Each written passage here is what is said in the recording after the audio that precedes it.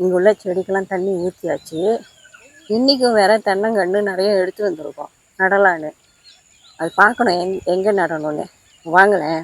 போன தடவை நானும் தடியில் அந்த இடத்த சுத்தம் பண்ணிவிட்டு தென்னங்கன்று நடும்போது இங்கே எனக்கு ஒரு சர்ப்ரைஸ் காத்துக்கிட்டு இருந்தாங்க. வாங்க. அது என்ன செடிமா? ரம்புட்டான் செடி. சரின்ட்டு கொஞ்சம் மண்ணெல்லாம் அணைச்சி வச்சிட்டேன். நம்ம நட்டாதான் வண்டி நோண்டி போட்டிருக்க. சொந்தமாக வர்றதை வந்து பேசாமல் விட்டுறலாம். ஏன்னா இந்த மரம் வந்து முடிஞ்சு அவ்வளோதான் சாஞ்சிரும். ஸோ மரோட நியூட்ரிஷன் இது இருக்குது. செம்பனி மரம் இது. ஸோ இது விழுந்துடும். அப்போ இந்த இடத்துல கோசமாக தானே இருக்கு. சரி பேசாமல் இங்கே விட்டுறலான்னு விட்டாச்சு. இது இந்த செடி ஞாபகம் இருக்கா? போன வீடியோவில் நம்ம காட்டியிருக்கோம். சக்கரவள்ளி கிழங்கு ஆயா வீட்டிலேருந்து எடுத்து வந்தது. அது இந்த இடத்துல நம்ம இங்கே நட்டோம். இங்கே நட்டுது.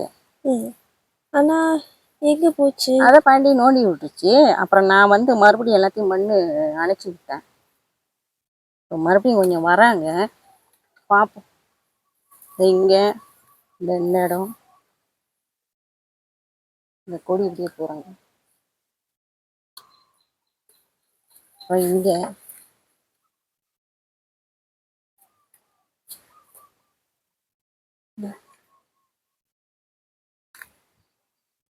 பார்ப்போம் எப்படி எல்லாம் ஹெல்த்தியாக வளருது. இந்த இங்கே உள்ள கிழங்கு வந்து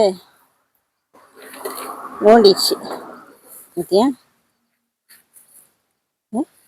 அதுதான்.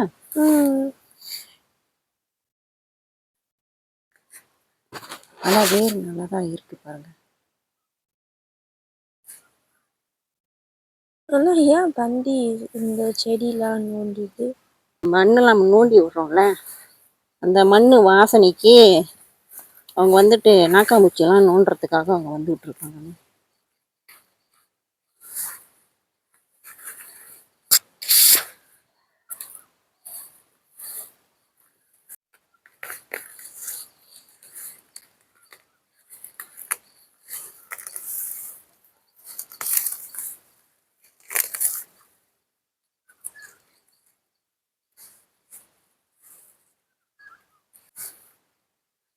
நட்டாச்சு.